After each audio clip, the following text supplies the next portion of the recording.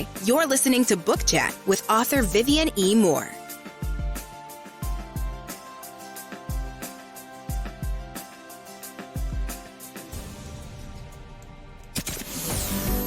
Welcome, everybody, to this week's episode.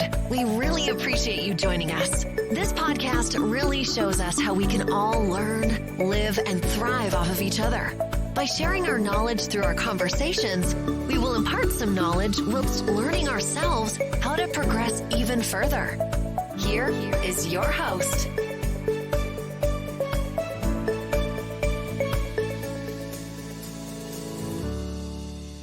Hello and welcome to Book Chat. I am your host, Author Vivian E. Moore. I hope everyone had a great week, and I hope you are having an even better weekend.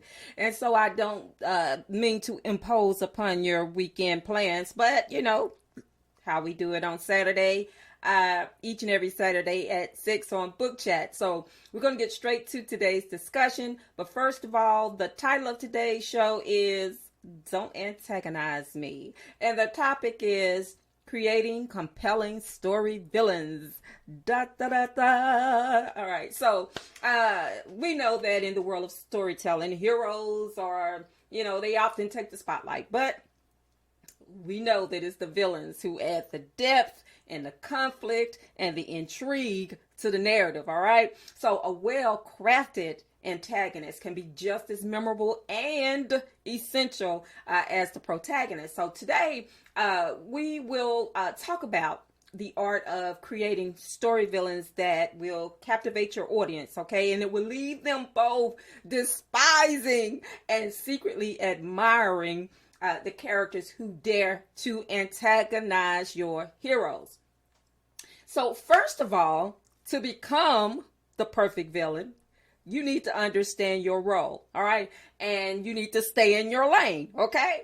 So what you do as the bad guy, quote unquote, it depends on how well you know your role. All right, so that's what we're going to talk about today. So first of all, we know that villains are the necessary evil in your story, okay? You can't get around it. You gotta have them, all right? So it's like that family member that you don't want to invite to the family functions, but you know you have to, because guess what? They're still family. They may be evil as all get out, but still they're family. So you may not like them, but you gotta love them. Okay. So, they are the counterbalance to the hero, and that force that opposes the protagonist's journey and the primary source of conflict. All right. You always got to have somebody in the story that's messy, all right? Messy as all get out, but they drive the story. So understanding their role in the narrative is vital to creating a memorable villain, all right? Somebody that you just love to hate, but they're necessary. You need them, all right? So first of all, that motivation. All right, so we know that every villain has a reason for their actions. So, whether it is a personal vendetta or greed or, some type of twisted sense of justice, whatever it is, these motivations, what they do is they give depth to the characters and they make their actions more believable. Okay. So for some people, being evil is not very hard. It's not a very hard thing for them to do. They just pull it off every single time because that's just who they are. All right. They are that person.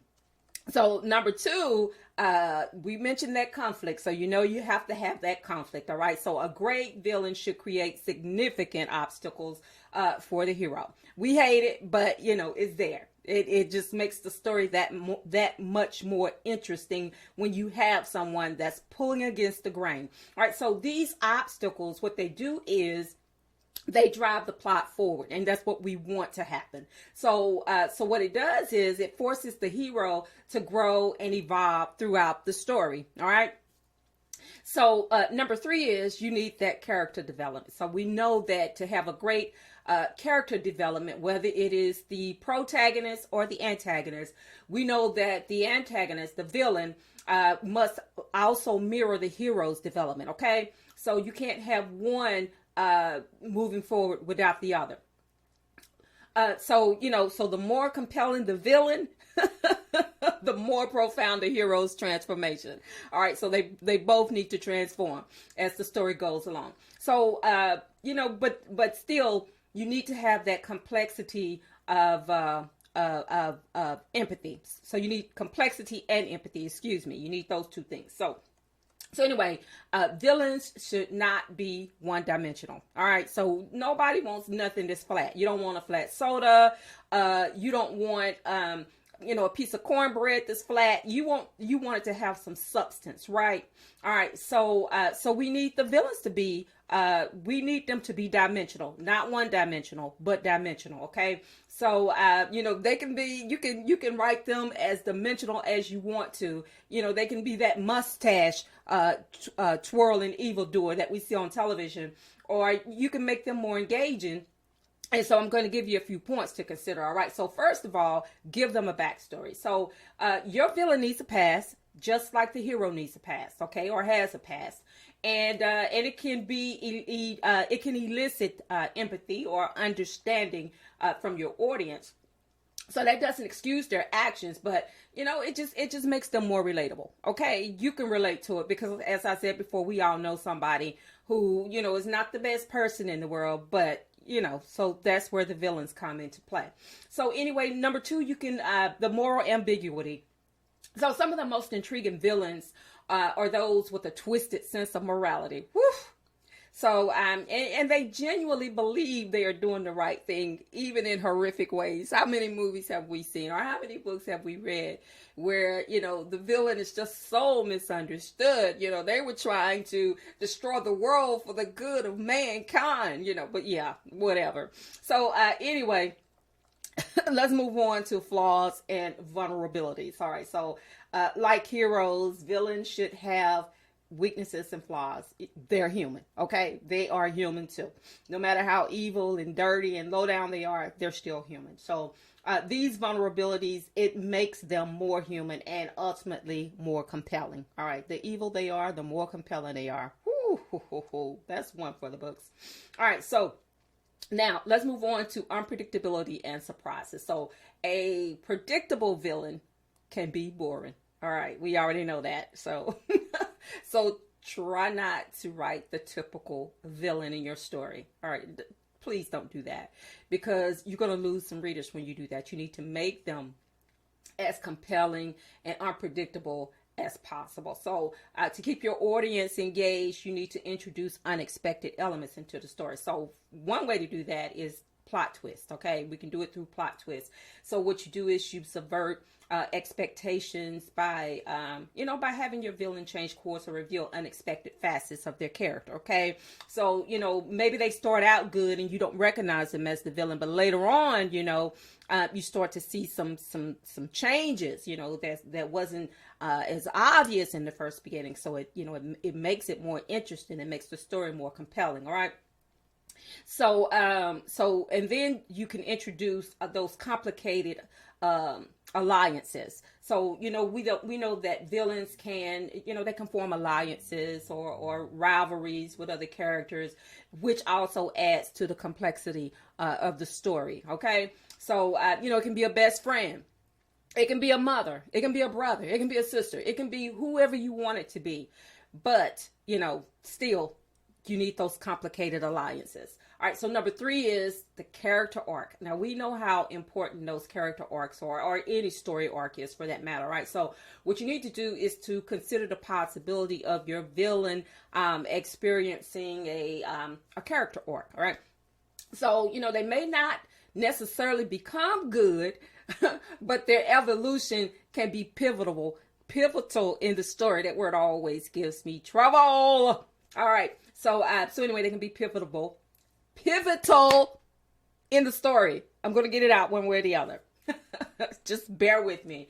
All right. So that over, good gracious, weeks and weeks and weeks and weeks ago, when we talk about writing good stories and character development and all of those things, we understand how important it is as a writer to show and don't tell. Okay.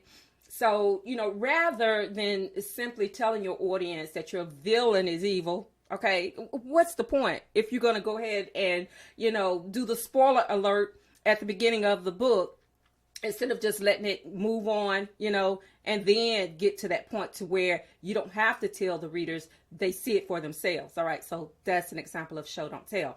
So anyway, you can show their malevolence through actions and through their dialogue and the consequences. Okay, so let your readers or your viewers conclude, making the villain's impact more profound. Okay, I can't even tell you how important it is, but the more you write, the more you know. Okay, so you need a balancing act. Whew.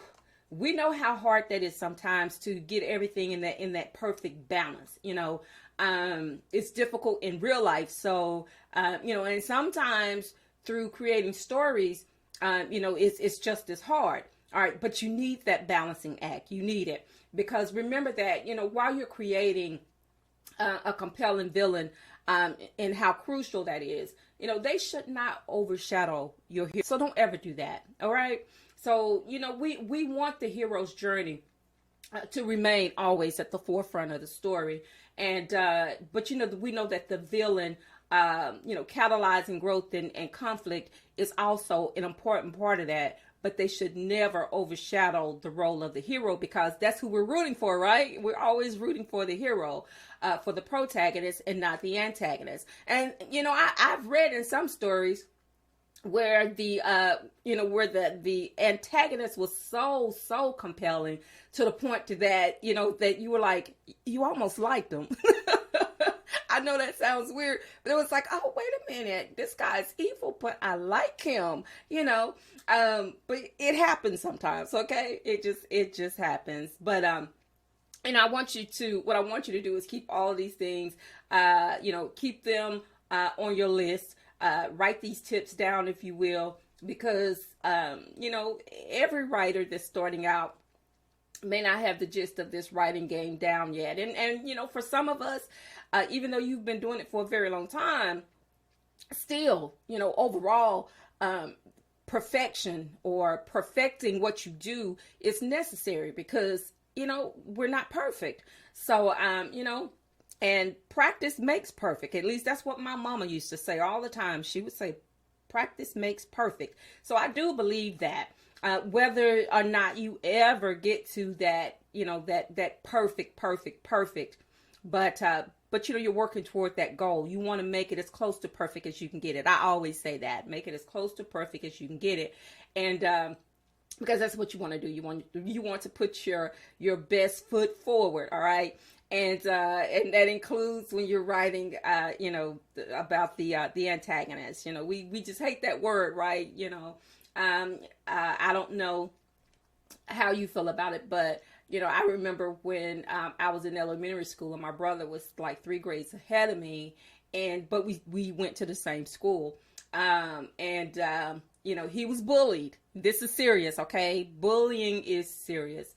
But I always viewed the people who were bullying him as villains, because to me that's what they were. They were villains. They weren't nice, and they were much bigger and older, in most cases, but yet instead they bullied my brother, who was smaller than them, and he was meek, always quiet, brainy kid, but still, so when I write villains, a lot of the times I base them on some of those bullies that antagonized my brother when we were growing up. Anyway, in conclusion, don't avoid creating villains that can antagonize and fascinate your audience. But, what you want to do is craft memorable antagonists, because it's an art that can elevate your storytelling to new heights. It will leave your readers or your viewers in awe of the complex characters who dare to antagonize your heroes. So create those unforgettable villains and watch your stories come to life with conflict, depth, and intrigue. And as I say every week, tell those how you care about them the most, because tomorrow's not promised. Today may be the only chance you get to do that. So on that note, I love you. I hope you love me back. Until the next time you hear my voice, God bless you and goodbye.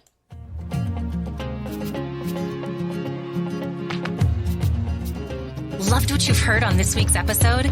Well, the answer is simple. It would mean the world to us if you could head over to iTunes and leave us